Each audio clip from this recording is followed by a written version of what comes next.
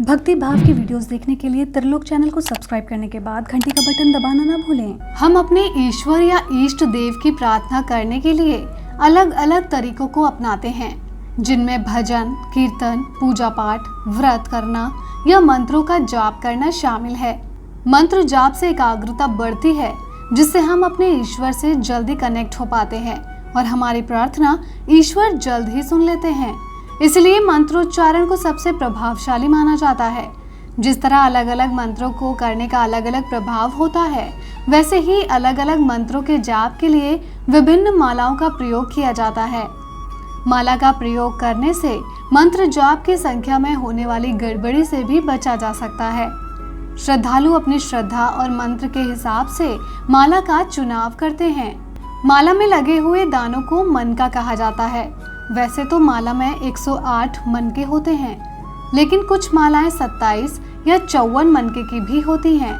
आप अपने मंत्र और उनके जाप की संख्या के अनुसार अपनी माला का चयन कर सकते हैं। आज की इस वीडियो में हम आपको माला का जाप करते समय ध्यान रखने वाली सावधानियां और नियमों के बारे में बताएंगे।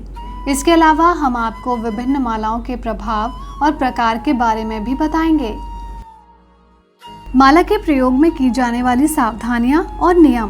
पहला, सबसे पहले तो माला का चयन करते समय इस बात का ध्यान रखें कि माला में मन को की संख्या कम से कम 27 और अधिक से अधिक 108 तक होनी चाहिए और हर मन के बीच में एक गांठ जरूर होनी चाहिए।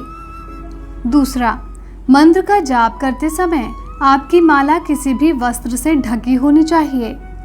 तीसरा, किसी भी मंत्र का जाप शुरू करने से पहले हाथ में माला को लेकर प्रार्थना करनी चाहिए कि माला द्वारा किया गया मंत्र का जाप सफल हो जाए। चौथा, जिस माला से आप मंत्र जाप करते हैं उस माला को धारण नहीं करना चाहिए। यदि आपको माला धारण करनी ही है तो आप दूसरी माला धारण कर सकते हैं। पांचवा, मंत्र का जाप करने के बाद माला को हमेशा मंदिर में ही रखना चाहिए। छठा, मंत्र का जाप करने के लिए हमेशा अपनी ही माला का प्रयोग करना चाहिए।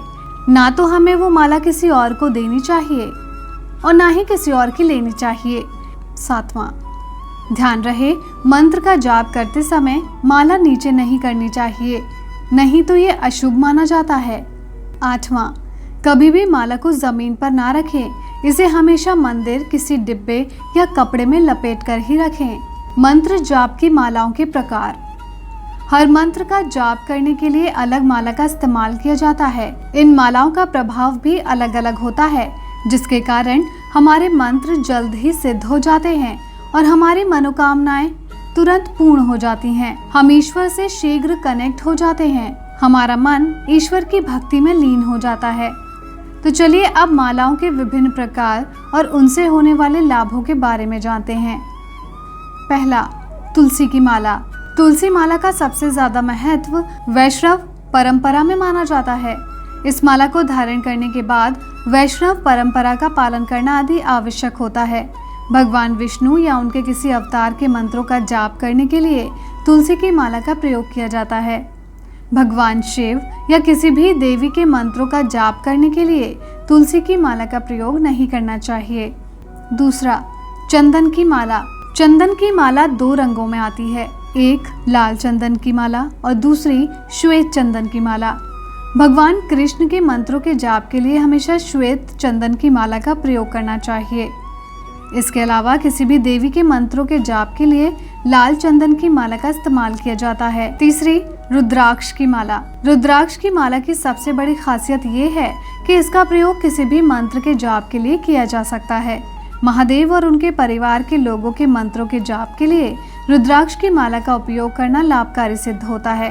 इसके अलावा महामृत्युंजय और लघु मृत्युंजय मंत्र के जाप के लिए सिर्फ रुद्राक्ष की माला का ही प्रयोग किया जाना चाहिए। चौथा, स्फटिक की माला। स्फटिक की माला को शांति, एकाग्रता और संपन्नता की माला माना जाता है। इसका प्रयोग माता सरस्वती और माता लक्ष्मी के मंत्रों के जाप के लिए करना अति आवश्यक व शुभकारी होता है। इसके साथ ही स्फटिक की माला को धन प्राप्ति और एकाग्रता के लिए भी धारण किया जाता है। पांचवा, हल्दी की माला। हल्दी की माला का प्रयोग बृहस्पति देव और माँ बगलामुखी के मंत्रों के जाप के लिए किया जाता है। इससे ज्ञान और संतान की प्राप्ति के मंत्रों का जाप भी किया जाता है। इसके अलावा किसी विशेष मंत्र या मनोकामना पूर्ति के मंत्र के जाप के लिए भी आप हल्दी की माला का प्रयोग कर सकते हैं। तो आपको हमारा आज का ये वीडियो कैसा लगा, हमें कमेंट कर ज़रूर बताएं। साथ ही इस वीडियो को लाइक और शेयर करना ना भूलें।